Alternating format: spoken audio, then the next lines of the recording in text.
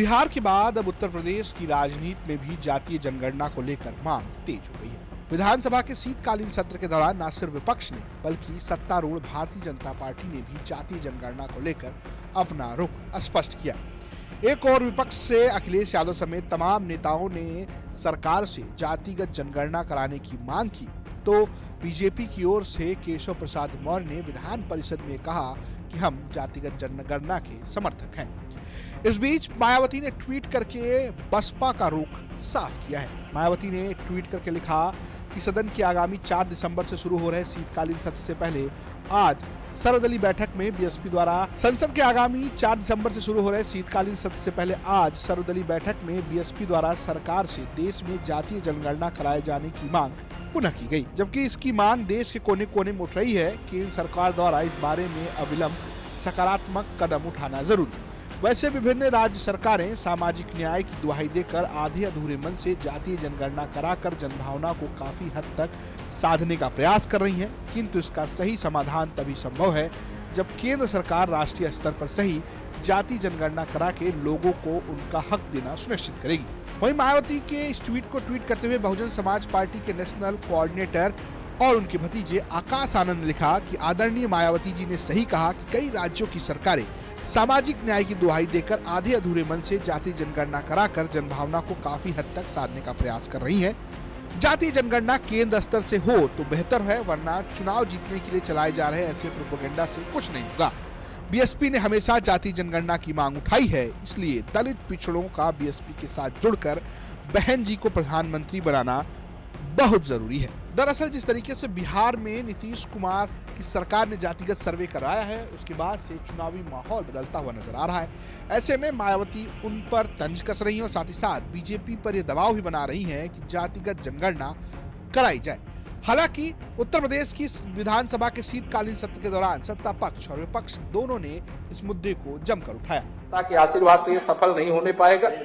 मैं आप के माध्यम से जो जाति जनगणना का विषय इन्होंने रखा है, यह जानते हैं, माननीय सदस्य हैं, वरिष्ठ लोग, लेकिन वरिष्ठ होने के नाते ये जानते हैं कि जाति जनगणना भारत सरकार के माध्यम से कराई जाएगी। और हमारे वरिष्ठतम नेताओं ने भी ये कहा है कि हम जाति जनगणना के खिलाफ नहीं है, और केशव प्रसाद मौर्य भी जाति जनगणना के खिलाफ नहीं है, ये सदन में छाती ठोक करके कह रहा हूं। लेकिन उत्तम जी शांत रहिए। लेकिन माननीय सभापति महोदय, आप जाति जनगणना कराने की बात तो करते हो, कराने के पक्ष में नहीं हो। अगर कराने के पक्ष में होते तो जब सत्ता में थे तो जाति जनगणना कराए बगैर सभी जातियों को न्याय देने का काम करते, और आप सत्ता में होते। हम यहां नहीं होते, आप यहां पर होते। आज आप वहां पर हो और हम यहां पर है, तो उस जनता के साथ हमने न्याय किया। इसके कारण से माननीय सभापति महोदय हम सत्ता में हैं, इसलिए यह नियम 105 के अंतर्गत जो दी गई सूचना है वह अग्राह्य करने योग्य। मैं प्रदेश में जातिवार जनगणना पर चर्चा के लिए अपना निजी विधेयक प्रस्तुत किया है, और वास्तविकता यह है कि यह विधेयक भारतीय जनता पार्टी के सदस्यों के द्वारा होना चाहिए था, क्योंकि उत्तर प्रदेश में पिछड़े और दलितों के नाम पर सत्ता लेकर आप बैठे हुए हैं, तो ये विधेयक भी आपके द्वारा आना चाहिए था।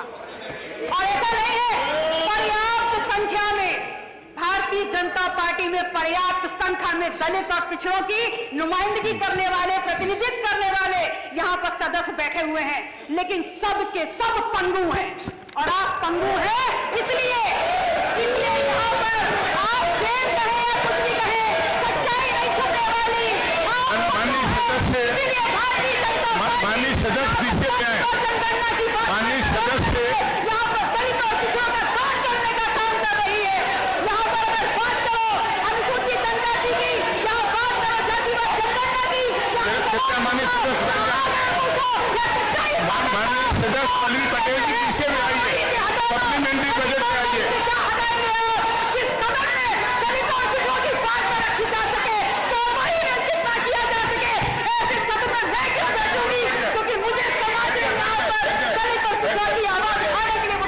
अब देखना ये होगा कि 4 दिसंबर से शुरू हो रहे शीतकालीन संसद के सत्र में जातिगत जनगणना का मुद्दा कितना हावी रहता है।